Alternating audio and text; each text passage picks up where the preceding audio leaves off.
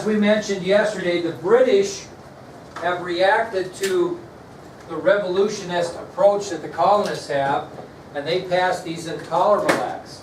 And as I mentioned yesterday, you knew that the colonists were going to react to these as well. And so basically what happened, to protest the Intolerable Acts that were mainly in Massachusetts, right? What happened is Boston, delegates from Boston came together and they met in several different towns in Suffolk County, Massachusetts, to discuss how they were going to deal with these Intolerable Acts.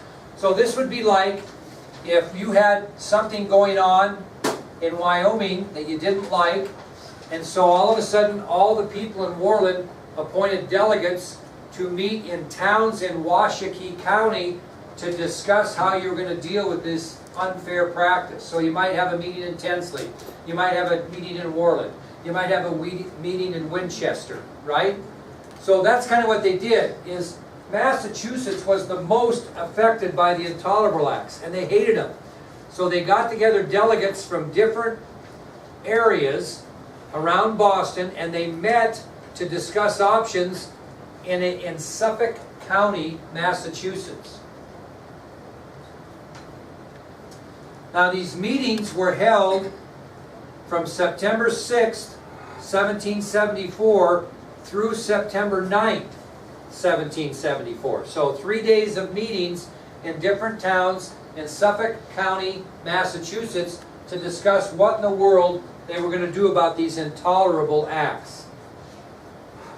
Anybody want to guess? You have to have somebody that leads meetings, otherwise they get out of control. So who is leading these meetings in these different towns in Boston and Suffolk County? No? Who is that previous guy? I think you're on the right track. What? Quit. No, he's a British bad guy. Who's the leader of the antagonist? Who has the full support of the Sons of Liberty? Who's a doctor? Joseph Warren. So it will be Joseph Warren that will lead these meetings in Suffolk County to discuss how they're going to handle these Intolerable Acts. Well, what they did is they passed resolutions. Again, can anybody tell me the three parts of a resolution? It is your blank, or your blank as a group. It is your opinion, it is your will, and it's your intent. Okay, again, if you have to walk in this classroom as a new rule, first thing you have to do is throw your cell phone as hard as you can against the wall every day. You're going to say, you know what, that's unfair, we're going to pass a resolution. Our opinion is, that's stupid, it costs a lot of money. Our will is that we're not going to do that anymore, and our intent is that if you make us do that, we're going to do this. Okay? So what a resolution does is it sets up statements that has to do with your opinion, your will, or your intent as a group. So that's what these people did, these delegates from Boston. They made resolutions, and these are the following 6 statements that came out of the resolutions. Okay? These are the 6 statements that came out of the resolutions. Number 1, the resolution stated that the Intolerable Acts were unconstitutional and void.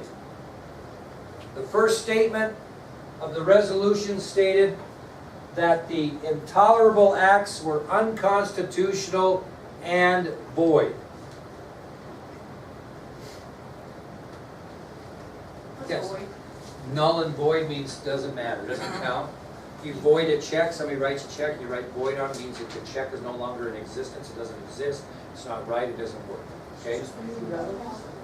The second thing that these resolutions stated is it called for the resignation of all British officials that were in charge of developing the Intolerable Acts. It called for the resignation of all British officials who were in charge of the Intolerable Acts. It called for the resignation of all British officials in charge of the Intolerable Acts. Now the third statement that these resolutions made that were initiated by Joseph Warren is it called, if you can think about this, it urged the people of Massachusetts to establish their own free state away from the other 12 colonies. They'd be their own free state. Now you might think they'd be doing that because they didn't want to be part of the 13 colonies. The more reasonable reason for that is they didn't want the other 12 colonies to suffer like they were. Because this is really focused on them, is it not? And we'll deal with these intolerable acts ourselves as a free state rather than put everybody in harm's way. So the resolutions urged Massachusetts to establish a separate free state away from the other 12 colonies. The fourth thing the resolution stated is that all future tax collections would be collected by Massachusetts officials and not by what type of officials? British. Okay? So it stated that any future tax collections in Massachusetts would be collected by Massachusetts officials and not by British officials. Stated that future tax collections be collected by officials of Massachusetts, not British officials.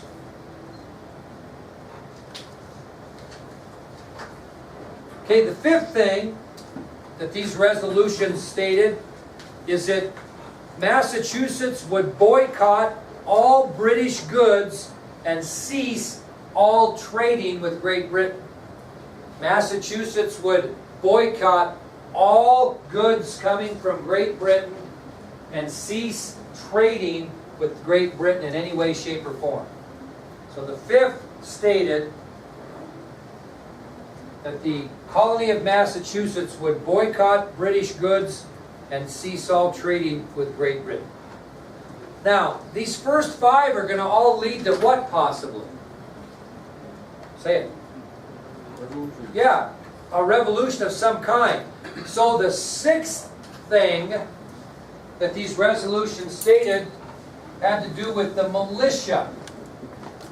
Anybody know what a militia is? What is it, Carl? Isn't it like a small, like armed, like army? I wouldn't say army, but it's like a small armed force Of what type of people? of like the citizens, right? Right, citizen, Ballin, very good. A militia is an armed force of people that are citizens of an area. And they have a militia leader or officer. Now, what's the difference between a militia and a regular military? What's the difference? Go ahead, Gabe. The army is made up of a full country's people, and the militia is just of one small area. That's right. So the Massachusetts militia is one small armed unit of civilians led by a militia officer who's also a civilian. Do they take orders from the regular military? No. Do they normally, if they're banding together to try to get a cause? They do. But what's going to happen here in history is all of these colonies are going to form their own militia and appoint militia officers. They're going to arm themselves. And so what the sixth statement was of this resolution is Massachusetts is going to promote people to be militia officers, and they're going to begin to arm themselves ready for conflict. Now keep in mind that these resolutions that Dr. Joseph Warren is putting out are only for which colony? Massachusetts. Now, backing up, Warren leads these meetings. They result in a series of resolutions. These resolutions make 6 statements. They proclaim the Intolerable Acts to be unconstitutional and void.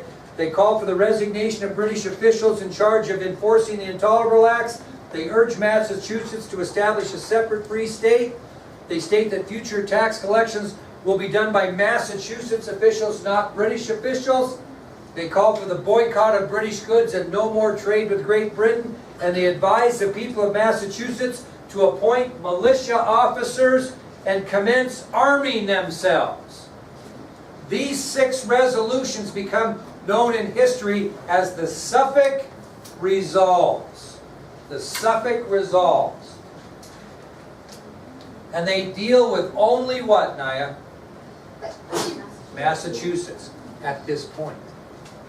Does everybody understand what the Suffolk Resolves are? They resulted from meetings in Suffolk County, Massachusetts, among delegates of Boston, led by Joseph Warren, setting up resolutions that make those 6 statements against the British government. Those are the Suffolk Resolves. Which takes us to our next subtopic, which will tie this all together, which is the First Continental Congress is established. What's a Continental Congress? It's in which all of the entities are under one umbrella of law. Is that the case right now? Every different colony has their own Congress, don't they? This is the First Continental Congress, in which this Congress is going to be made up of several colonies. So, on September 5th of 1774, September 5th of 1774, delegates from 12 of the 13 colonies meet in Philadelphia and form what is going to be known as the First Continental Congress. On September 5th, 1774, delegates from 12 of the 13 colonies assemble in Philadelphia, and this meeting will be known as the First Continental Congress. What's it doing, Porter? For the first time in history, it's doing what? It's uniting the American colonies together to act as a unit. Only one of the colonies didn't show up. And the first person, as I call on you, that tells me which colony did not show up, I've got a prize for. I'll start with you, Julie. Well, who do you predict did not show up? Florida? That'd be great if they were a colony. Not yet. Mickelson, you're next. Who didn't show? New York. Carla? Massachusetts. Joe? What? That's not a call. Kyra, who didn't show? Layton. I don't know, it doesn't work. New Jersey? Good guess, but no. Nick. Good guess. Rhiannon. California? My God, girl, they're not even, nobody even knows they're on the map yet. Come on. Emily.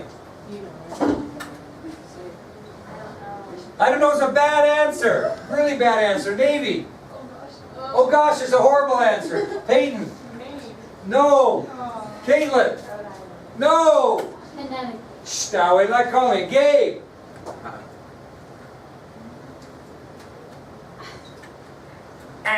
Aaron. Delaware? No. Come on, Carver. No. Naya. No. Laramie. Maryland. My God, we hit them all with the right one. Who hasn't been asked yet? Lily, shut up. Lily. No idea what Talking about the 13 colonies. And this is why I am insane. Moser. I have no idea. No idea is a bad answer. I know. Okay, I'm going right down the line. One more chance. Shoot, okay. Shoot, no. No. Washington. No. Washington is not a country. South Carolina? No. Philadelphia? That's a city. Oh. I can't believe. New Hampshire. What? New Hampshire? No. The other class is smarter than you. They picked it up. Hey, Bang. you're right. Come on. Virginia. Anybody. Georgia. Yes! Georgia! Good. And she totally redeems all of you. Totally redeems you.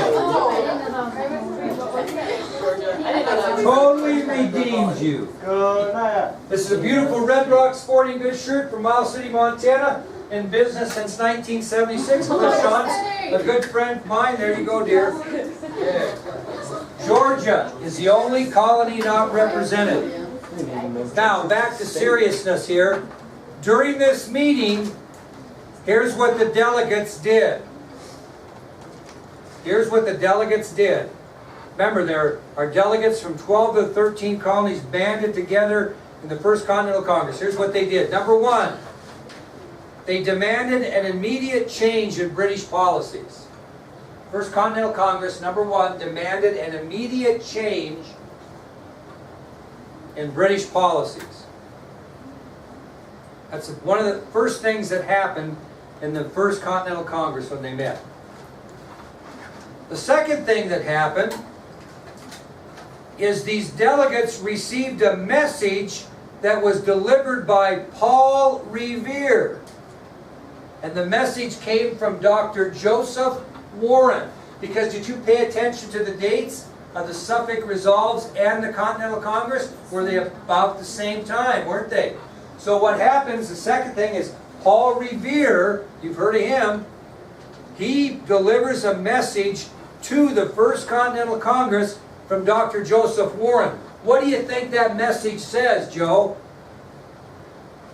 We've stepped up to the plate and we've adopted the Suffolk Resolves.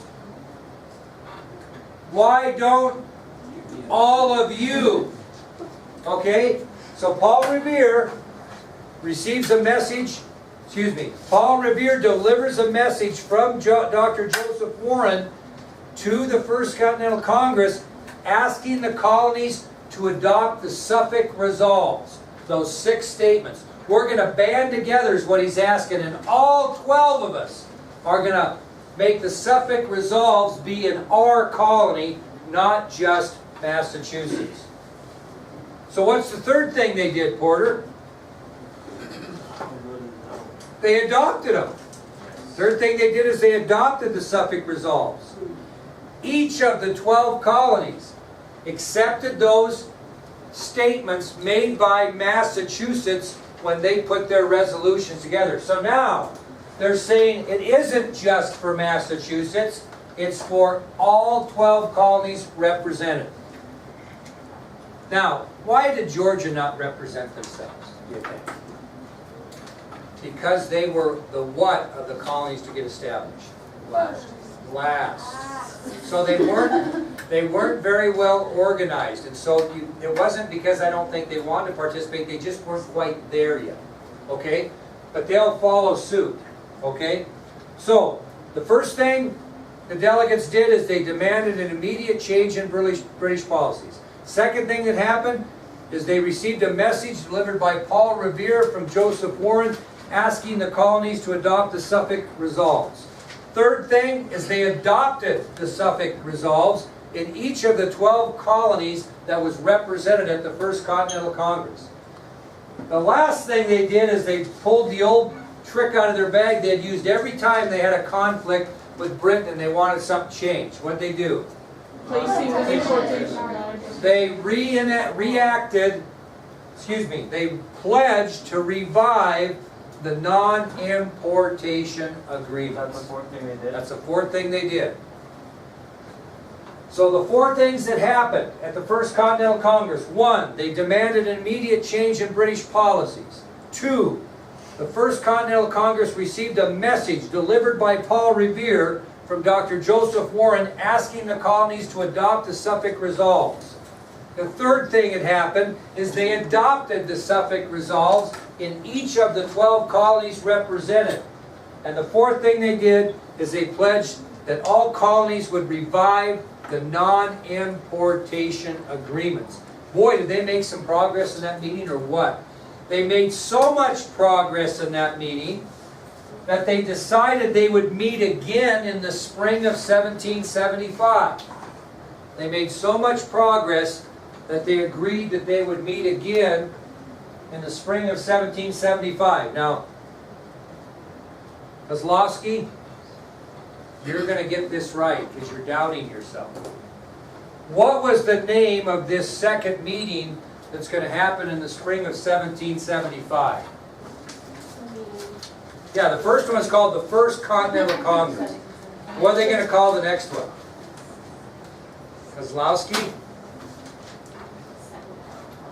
Yes! The Second Continental Congress. You have totally redeemed yourself today. Atta girl.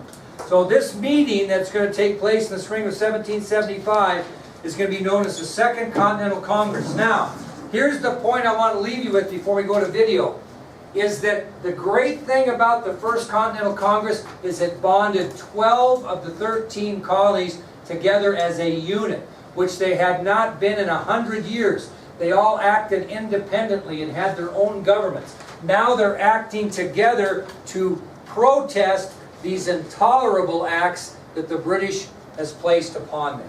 Okay? And that will end our topic totally of moving toward independence. We're doing part 2.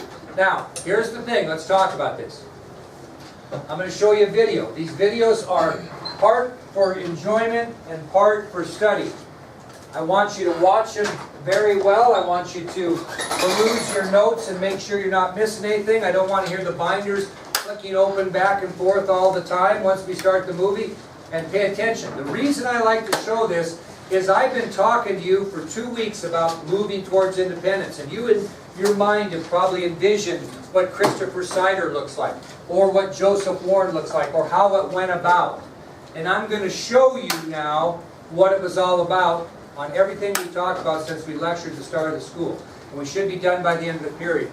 Tomorrow we will have a review, and Thursday we will have a test. Okay? That's how it's working. So I want you to get your notes out. Yes? We're doing Friday. I'm not sure yet. Probably reviewing the test is my guess. Okay? Now, I want you to be paying attention here. This is great stuff. And I want you to see if you can pick anything out that maybe I didn't tell you. So I want you to put a little note on the side of your notes somewhere if you see something that, God, he didn't tell me that.